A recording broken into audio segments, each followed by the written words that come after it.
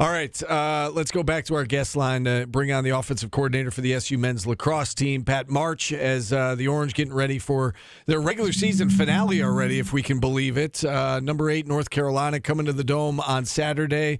Pat, always great to check in with you. How are you doing today? Great. Thanks, guys, for having me on. So we'll start with the last game, and then we'll move ahead to what's coming up next year. But you go on the road down to Duke. We knew that they were a desperate team that had yet to win in ACC competition, but were certainly capable. And they played really well, and their goalie played really well, and they came out with an 11-7 win. Just your thoughts, I guess, overall on that game and kind of what it came down to.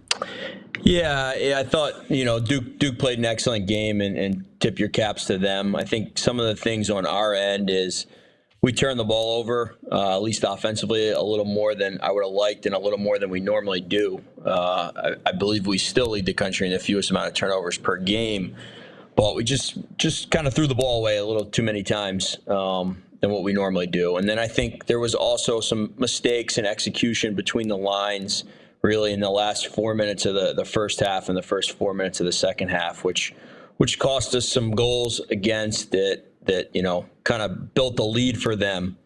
So we were kind of chasing them that most of that second half. You guys are 2-3 now away from the Dome, and I'm sure you've heard the narrative. Some are saying, well, does this team struggle on the road or struggle outside? Is there any truth to that, Pat? I mean, you guys, inside on the fast turf for the Dome, I mean, you obviously offensively, you guys have been clicking all season. Does something change when you go outside or when you guys go on the road, or is it just kind of a coincidence that you're playing good teams on the road and those happen to be some of your losses have been away from the Dome?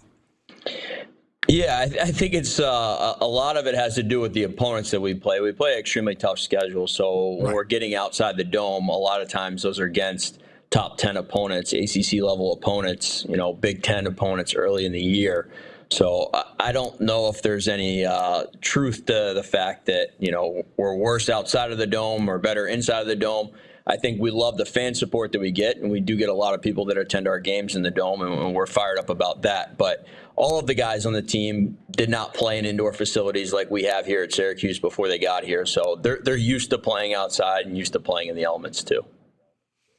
How is the team handling? I hate to even call this a slump because you've lost 2 games to the number 1 ranked team in the country, and then at a neutral site, and then a road game against a team that's in the top 10 at Duke. So I don't know that I would call it a slump, but how is the team handling back-to-back losses at this stage of the season, and kind of where you guys are in the polls right now as you fell outside the top 10?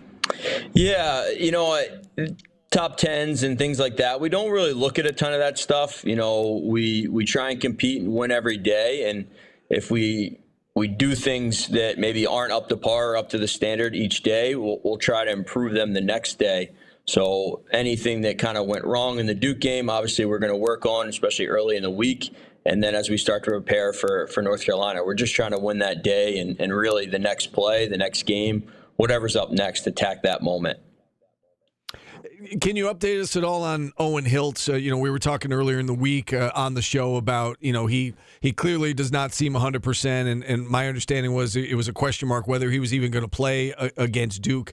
Is he doing better? Do you expect to see him out there Saturday? Can you give us any sort of update on his status?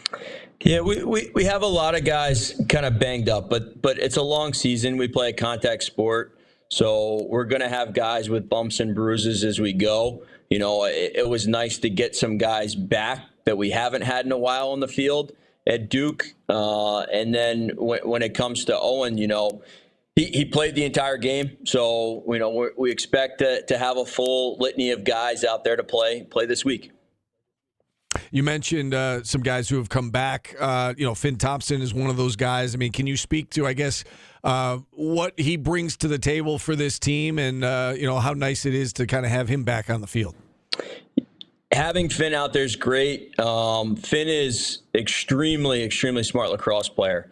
So he makes a lot of hidden plays that I think people don't see, where it's, maybe an on-ball pick that creates a goal or an off-ball pick that opens somebody up.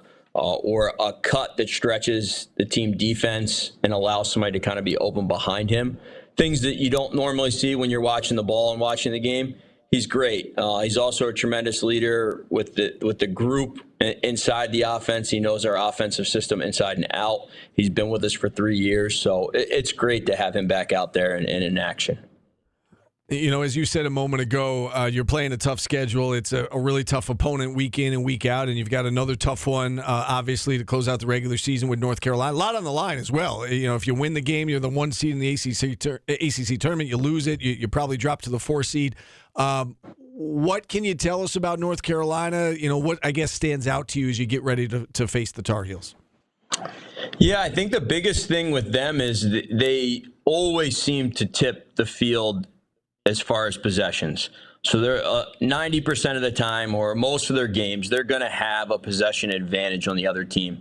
They ride, they're aggressive. You got a 10-man ride you're going to have to face most of the time, and they're extremely good facing off.